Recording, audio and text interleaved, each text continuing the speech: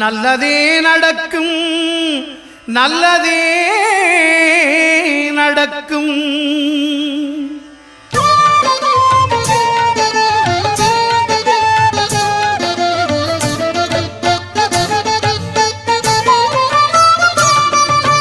ஒன்பது கோளும் ஒன்றாய் காண அங்கு கற்பகம் என்னும் கடவுளின் மெய்யில் ஒன்பது கோளும் ஒன்றாய் காண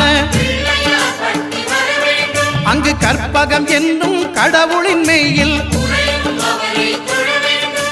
சூரியன் முதலாய் 9 கிரகமும் பலவித குணங்களை கொண்டிருக்கும். எங்கள் கற்பக தருவில் அவை வரும்போது ஒன்றாய் சேர்ந்து பலனளிக்கும்.